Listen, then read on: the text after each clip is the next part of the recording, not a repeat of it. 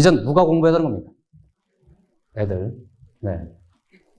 애들이 공부해야 될 제일 첫 관문이 내신이죠? 네, 돌아온 내신에 대해서 잠깐만 살펴드립니다. 자, 우리는 조금 전에 상대평가와 절대평가가 섞인다고 듣고 봤습니다. 맞죠? 네, 상대평가 과목은 다 1학년 과목 몽땅 다 상대평가입니다. 2학년에 가면 진로 선택 과목들이 절대평가고요. 1학년 내신은 그러니까 매우 살벌한 시험 체제 안에 놓이게 됩니다. 상대평가의 핵심, 출제자들은 반드시 등급을 변별해야 되겠죠. 그렇잖아요. 네, 100점이 많아서 100점자가 전교생에 수두룩해지면 우리 학교에 1등급이 없는 시험이 만들어질 때도 있습니다. 여러분 자료집에 이미 그런 학교 하나가 나타나 있습니다. 27페이지입니다. 100점 2등급 보이시나요? 어느 학교입니까? 27쪽. 100점 2등급. 어느 학교? 네. 왜 그런지 아시죠? 아니, 작년에 그 S영어 사태 때문에 잘하는 애들이 몽땅 다 이 학교로 갔다고. 그런데 학교 선생님들이 몰랐다고, 그걸. 시험을 쳐봤더니 이렇대! 비상사태가 벌어진 거예요. 그래서 이 학교가 지난 2학기 중간고사 시험을 엄청나게 어렵게 내기 시작했습니다. 그래서 전통적으로 말이죠. 여고 계열이 상당히 좀 평이한 시험이 많고요. 남고 계열이 좀 어려운 문제가 많았었는데, 거기 제2여고가, 진선여고가 아마도 남고 계열로 합류할 겁니다. 어렵다고, 시험이. 네. 시험 문제가 숙명여고보다 훨씬 어려워요. 그런데 100점이 많다고. 이해하시나요? 1등급은 시험이 어렵다고 점수가 떨어지고 시험이 쉬우면 높아지는 것이 아닐 때도 있다는 아주 독특한 현상 하나를 여기서 보게 된 겁니다. 아마도 이 학교는 당분간 단대보고스러운 문제로 출제될 겁니다. 단대보고가 제가 보기에 가장 이상적인 시험 모델입니다. 적당히 어려운 문제가 섞여 있는. 자, 어쨌든 그 표를 잠깐만 받을게요. 매년 시험이 치러지고 나면 깊은 생각 선생님들이 모여서 이 표를 완성합니다. 완성하고 나면 유형들 보이시죠? 유형, 거기 보이시나? 공통문항의 기본 유형 뭐 있잖아요. 그죠? 이것들을 분류한 후에 내년도 깊은 생각 교재에 선택하여 반영합니다. 그러다 보면 다음 같은 일이 벌어지는데요. 기본 유형, 응용 문제, 모의기출 변형 보이시죠? 얘네들은 어느 학교나 비슷합니다. 더하기 이 학교에서 창작한 문제들이 출제됩니다. 그러게 가장 심한 학교가 지금 어디로 보이십니까? 경기고, 중농고, 세화고 이런 학교들이 그렇습니다. 되시죠? 네, 그쪽 문제가 없을수록 상대적으로 난이도는 쉽고요. 그쪽 문제가 많아질수록 어렵습니다. 이때 1등급 커트라인이 몇 점인지 하고 1등급을 가른 문제가 뭔지를 봐야 됩니다. 잠깐만 경기고 보실까요? 경기고는 1등급 커트라인이 몇 점입니까? 71점. 몇 점을 까인 거죠? 29점. 4점짜리로 몇 문제? 4점짜리로 몇 문제면 29점입니다. 대략 7문제가량이죠?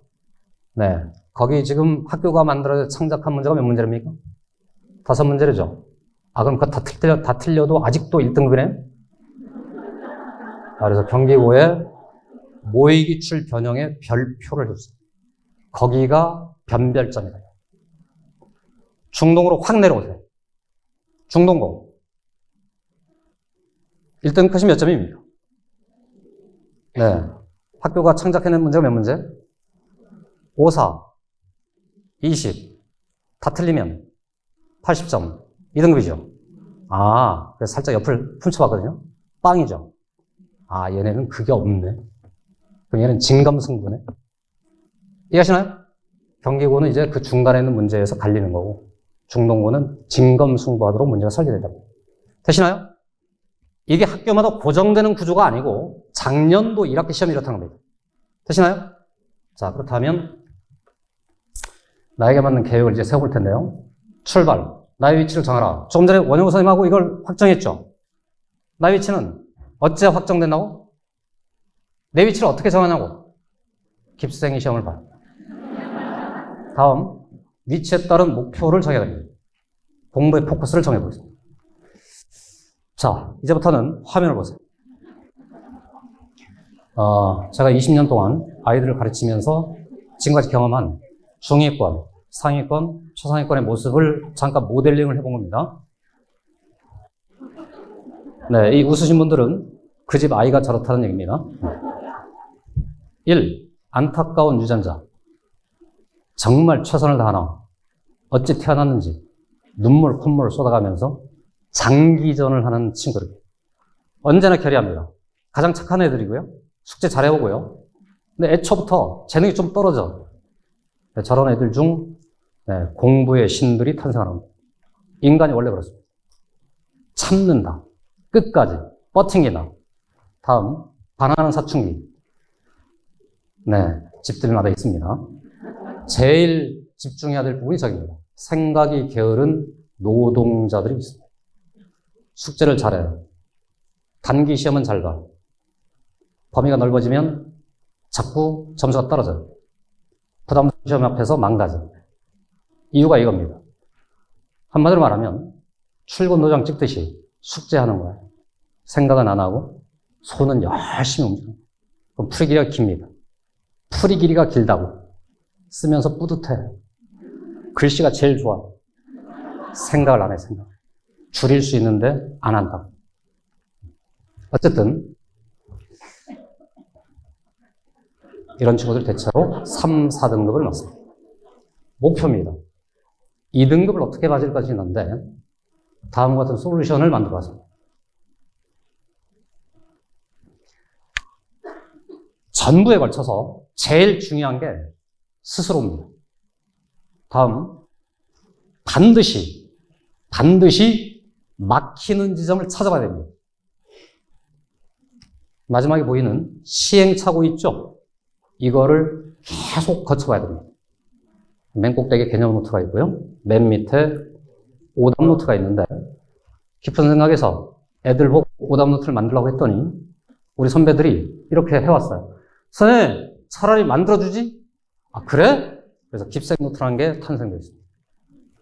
이번엔 상위권. 상위권이라는 게 가장 잘하는 애들이 아니고 IQ가 높아, 기억력이 좋아서 문제를 그냥 외워버려. 다음, 천재는 천재인데 게을러. 멘탈이 약해.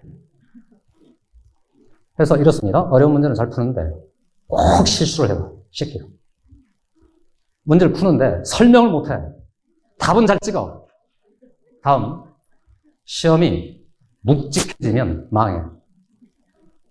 주로 부담스러운 내신, 깊은 생각에 학력평가, 수능시험 망해.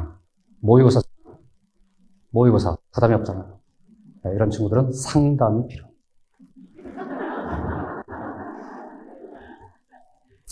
개념 노트를 업그레이드를 해봐야 된다는 겁니다.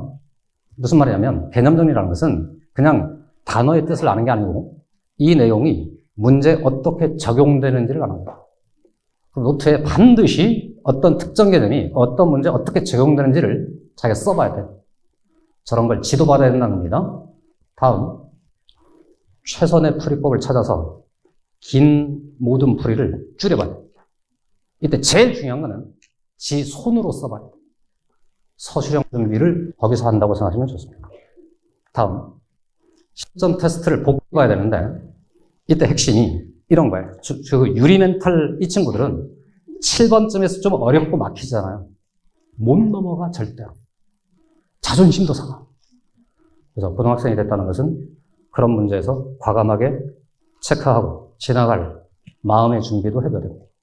그런 것들을 실제로 연습해 보는 것이 필요합니다.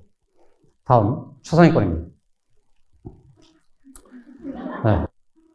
부러운 친구들이죠. 과거를 거부했고요. 의대 가려고. 계산력이 너무나도 뛰어나서 심지어는 선생이 3줄 만에 풀 수 있다 해도 저는 7줄 만에 선생님하고 똑같은 시간에 풀겠습니다. 이런 애도 있습니다. 이들일수록 고집장애가 많습니다. 그럴수록 점점점 수학이 싫어져 갑니다. 그래서 이 친구들한테는 사실은 단 하나만 있어요. 네가 해온 공부가 사실은 망각되어지고 있다. 이 깨달음을 가지고 겸허히 공부하는 게 좋다. 여하튼 구체적인 이 공부 방법들은 잠깐 그거 보여드릴까요? 네. 이것만 시작해드립니다. 한마디로 말하면요, 개념의 끝은 어떤 시험 문제, 어떤 지문이 나오면 실수를 유발할 수 있다는 걸 아는 거예요.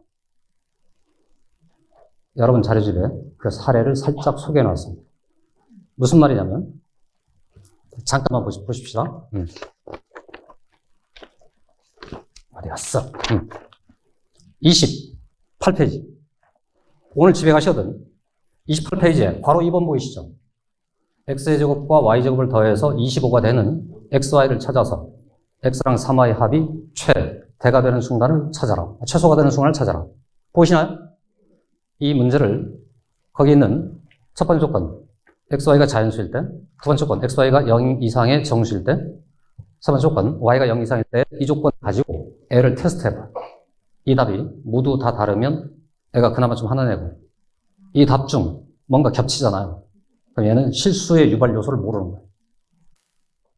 그 조건들의 차이에 따라서 답이 다 달라질 수 있다는 것을 사전에 간파하는 게 개념 공부의 끝입니다. 이름하여 5개념 노트라는 것을 정리해서 공부의 완성을 기합니다. 뒤에 나온 얘기들은 어쨌든 저 꼭대기의 점 아래 따라서 진행하려면 좋습니다.